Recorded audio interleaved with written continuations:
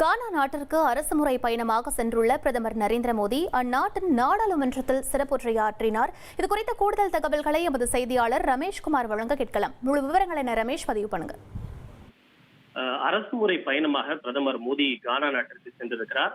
இது கானா நாட்டுக்கு பிரதமர் மோடியினுடைய முதல் பயணம். இது மட்டுமில்லாது 30 ஆண்டுகளுக்கு பிறகு கானா நாட்டுக்கு இந்திய பிரதமர் ஒருவர் பயணம் மேற்கொள்வது இதுவே முதன்முறை.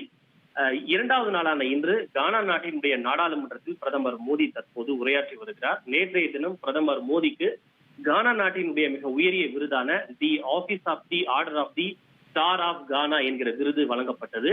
தனக்கு வழங்கப்பட்ட விருதுக்கு பிரதமர் மோடி 140 கோடி இந்தியர்கள் மத்தியில் சார்பாக நன்றி தெரிவிப்பதாக குறிப்பிட்டார். அதே போல கானா நாட்டினுடைய நாடாளுமன்ற உறுப்பினர்கள் இந்தியாவினுடைய புதிய நாடாளுமன்றத்திற்கு வருகை தருமாறும் பிரதமர் மோடி அழைப்பு விடுத்தார். இதில் பிரதமர் மோடி பேசுகின்ற போது இந்தியாவினுடைய பன்முகத்தன்மை கலாச்சாரத்தை வெகுவாக புகழ்ந்து பேசியிருக்கிறார்.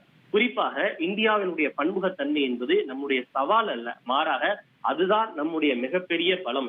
இந்தியா ஜனநாயகத்தினுடைய தாயாக திகழ்கிறது.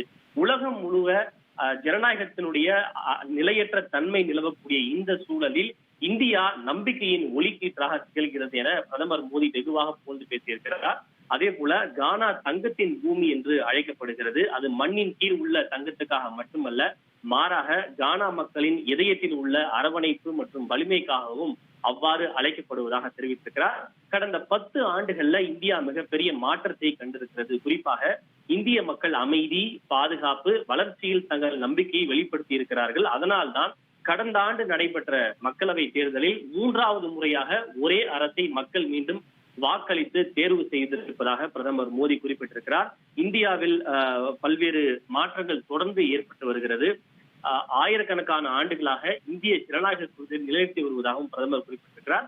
குறிப்பாக இந்தியாவில் 2500க்கும் மேற்பட்ட அரசியல் கட்சிகள், 22 அதிகாரப்பூர்வ மொழிகள், ஆயிரக்கணக்கான பேச்சு வழக்குகள் இருக்கின்றன.